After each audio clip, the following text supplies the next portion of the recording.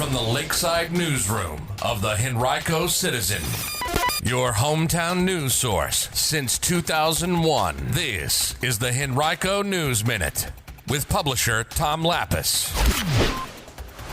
Henrico schools officials have 5 sets of plans for resuming school in the fall. The school board scraps consideration of year-round school for the following school year, and some Henrico businesses are beginning to reopen today on Friday, May 15th, 2020. We'll have details in the Henrico News Minute coming up now.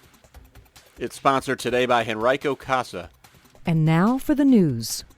Well, no one really knows what the 2020-2021 school year will look like when it begins in September, if it begins on time. But Henrico County Public Schools officials are considering 5 broad options. Henrico Schools Chief of Staff Beth Tigan presented those 5 to the school board during its work session yesterday. They include a normal return to in-person classes for all students, if such an option is permitted by state officials at that point. A continuation of virtual learning, likely in a more regimented way than what has been provided since the pandemic began this year. Interrupted on-campus learning, whereby students would alternate between attending class for several weeks or months at a time and then learning from home for a period of time. A hybrid learning model through which some students would attend class in school while others learned at home, and then the two groups switched as a way to maintain adequate social distancing if such a plan is still necessary. And 5th, a parallel pathway through which some students would learn in class while others would learn virtually, either because their families did not feel safe sending them back to school yet or were not able to do so for any number of other reasons. Now, Superintendent Amy Cashwell told board members that officials intend to survey stakeholders about which options they might prefer, but said they won't do that until they receive more clarity from state officials about what the landscape might look like in the fall.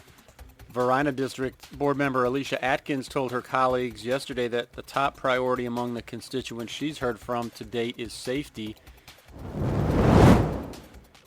Also at yesterday's work session, the school board declined to consider a year-round school option for the 2021-22 school year after board members expressed concerns about the possibility of implementing the idea on a short timeline and with limited public input.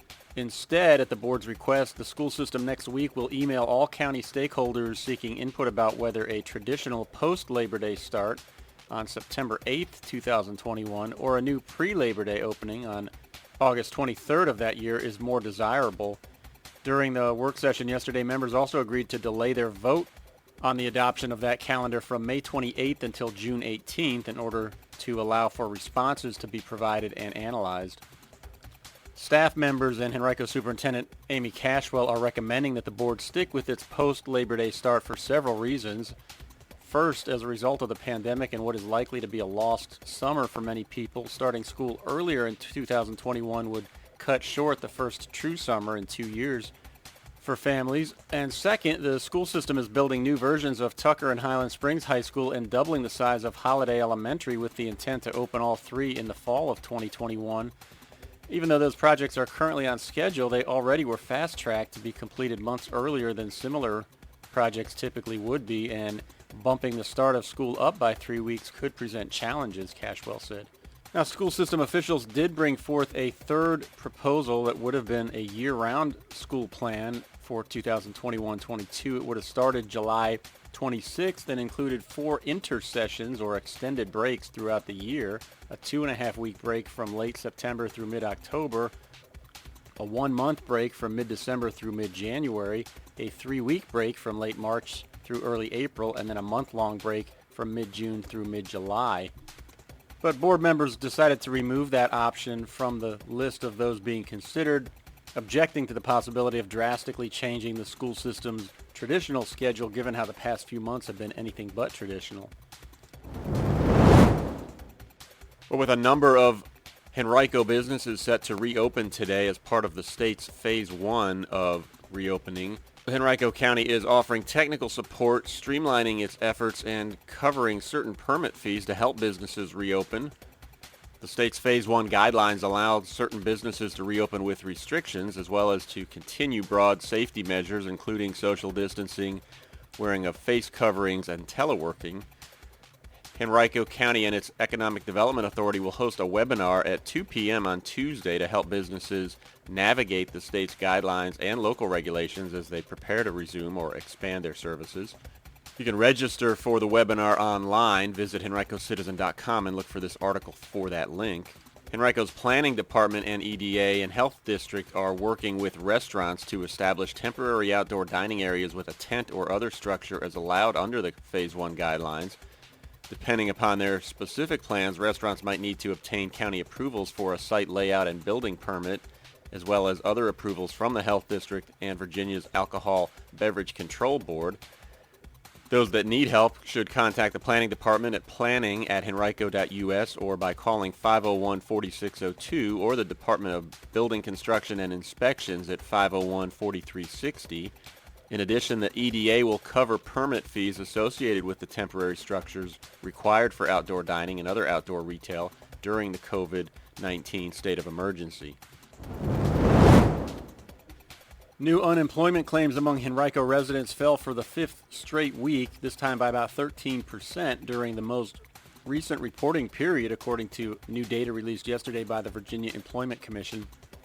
A total of 1,876 county residents filed claims for the first time during the week of May 3rd to 9th. That was down from the 2,163 who had done so the previous week. That ranked Henrico 7th among state localities in the number of new filers, just slightly behind Chesterfield County and Richmond.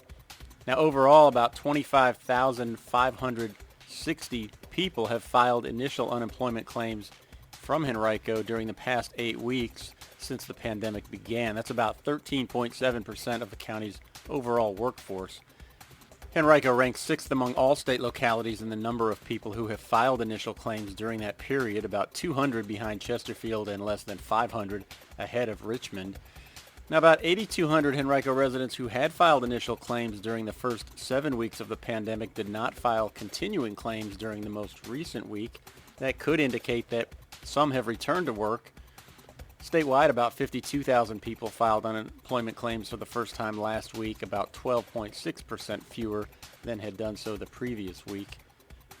Statewide, the accommodation and food services industry continued to witness the highest total of initial claims, about 20% of all those filed during the most recent week. That sector, however, had accounted for 45% of the new claims during the first week after the pandemic hit. If you're traveling this weekend on I-95, beware. Dominion Energy has scheduled a series of slow rolls between Brook Road at mile marker 81 and Chamberlain Avenue mile marker 82 in both north and southbound directions. They'll take place between 7 a.m. and noon on Saturday and Sunday. During a slow roll, police officers guide traffic at a slower pace, in this case to facilitate electric wire pulling work that Dominion is conducting. For details about the project, you can visit dominionenergy.com/Chesterfield Lakeside or call Dominion Energy at 888-291-0190.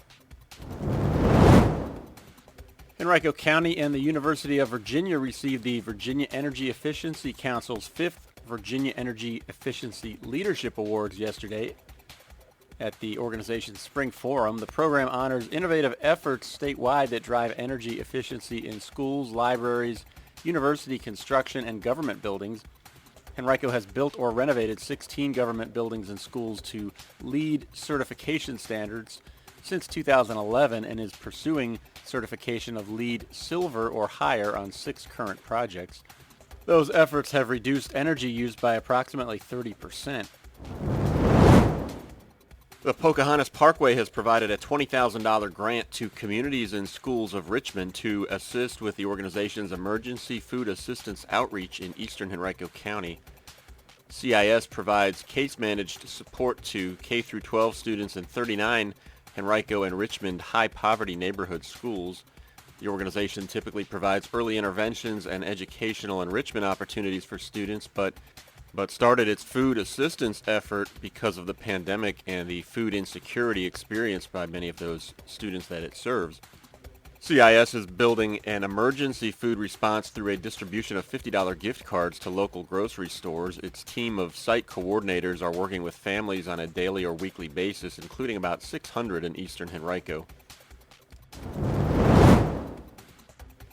A woman was found shot shortly after midnight this morning in northern Henrico County. It happened in the St. Luke apartment complex that's adjacent to Richmond Raceway. Officers responded to the address at Engleside Drive and found the woman suffering from a gunshot wound. She was taken to VCU Medical Center with non-life-threatening injuries. Police don't have any suspects, but they are investigating. If you have any tips, call Crime Stoppers at 780-1000. Today's Henrico News Minute is brought to you by the Henrico and Chesterfield Court-Appointed Special Advocates Superhero Virtual 5K Run 2020. To learn more or sign up for the virtual run, visit henricocasa.org.